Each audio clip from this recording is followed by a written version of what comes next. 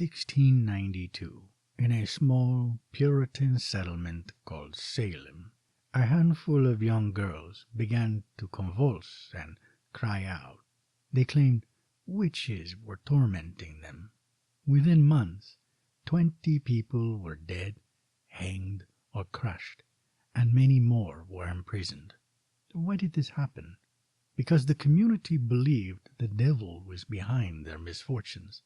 Failed crops, sudden illness, unexplained accidents. All of it was folded into a single story. Witches were at work. The accusation itself became the evidence. That's the anatomy of a witch hunt, and it didn't end in Salem. Human beings are pattern-seeking creatures. When misfortune strikes, we rarely accept randomness. We assume someone caused it.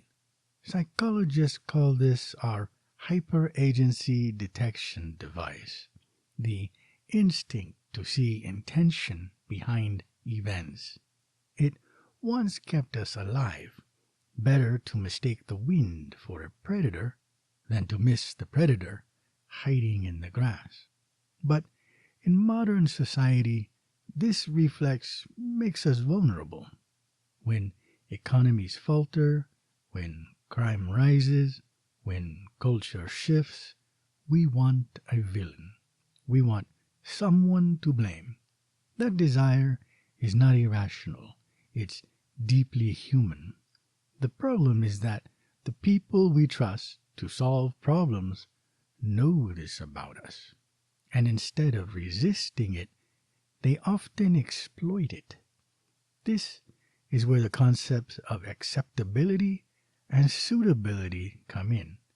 They describe two very different kinds of answers to the same crisis. Acceptability is about resonance. It's the answer that feels right, that scratches the itch for a villain, that aligns with our cultural instincts. Acceptable answers are emotionally satisfying, easy to communicate, and politically powerful. Suitability is about effectiveness. It's the answer that actually addresses the cause of the problem. Suitable answers are often complex, unglamorous, and politically costly. They don't always feel good, but they work. So, how do we know that Salem's leaders, like so many politicians after them, emphasized acceptability over suitability? The actual logic makes it clear. The principle is simple. Action should follow evidence as reaction follows stimulus.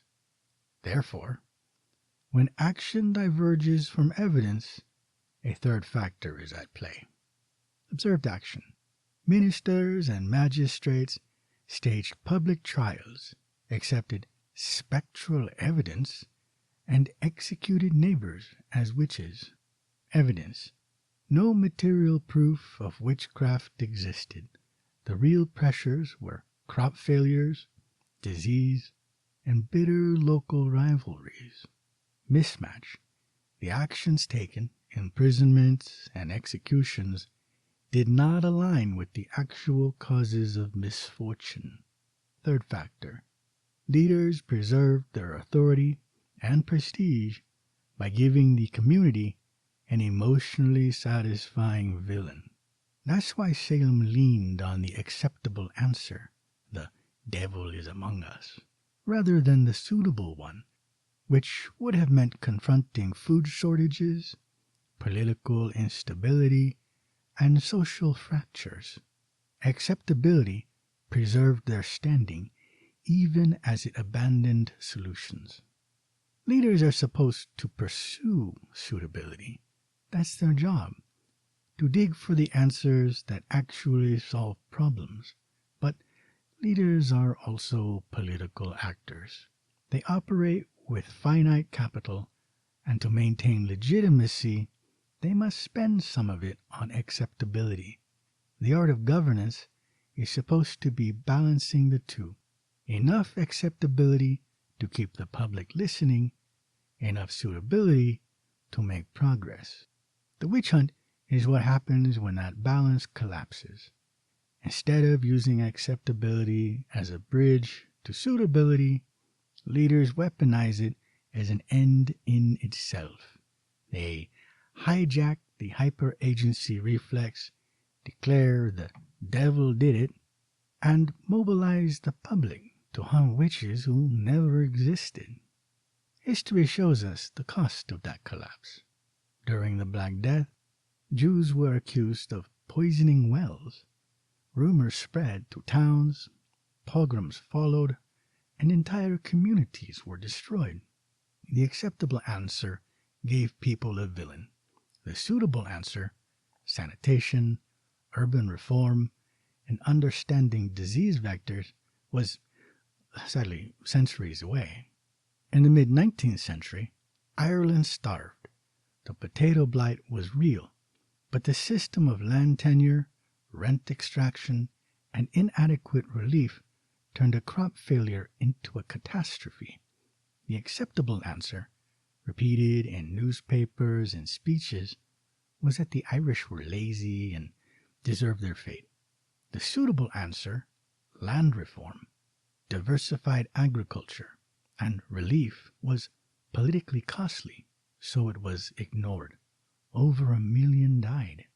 And in the 1950s, McCarthyism turned political anxiety into a hunt for communists.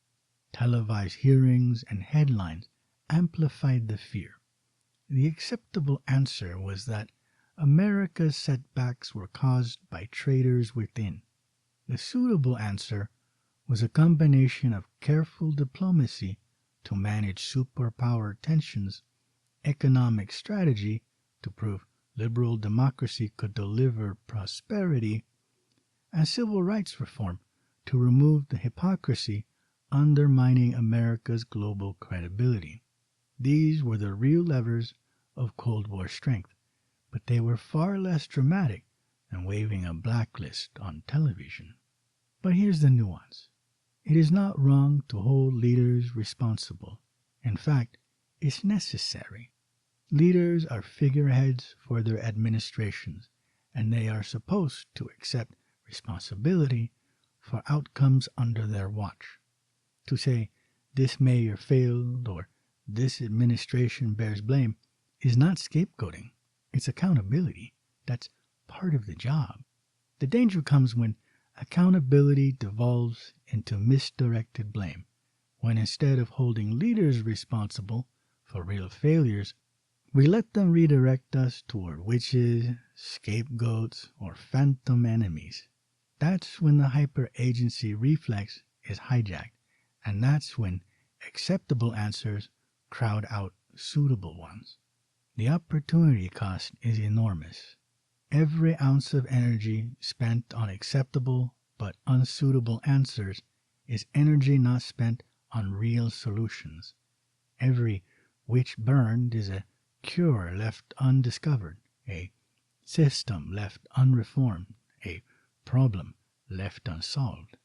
This is why the witch hunt is not just a moral failure, but an economic one.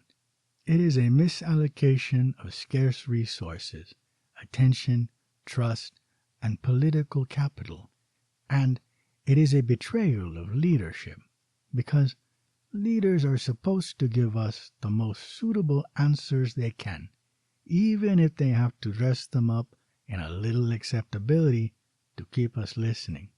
When they abandon suitability altogether, when they trade solutions for scapegoats, governance collapses into spectacle. That's where the outsider's voice matters. From outside the prestige machine, you can say what insiders cannot, that the witch hunt is not a bug in the system. It is the system working as designed. It keeps us distracted, divided, and desperate for villains, while the real problems metastasize. The tragedy is that people are not wrong to want agency. They are wrong to accept the counterfeit version offered by elites. The real agency lies in demanding suitability, in refusing to settle for acceptable answers that burn witches but never fix fields. So, the next time you see a political firestorm, ask yourself, is this answer acceptable or is it suitable? Does it solve the problem or does it just give us a villain? Because the difference between those two is the difference between progress and another bonfire. Next time, we'll go further. We'll look at how acceptable answers don't just fail to solve problems, but actually perpetuate them.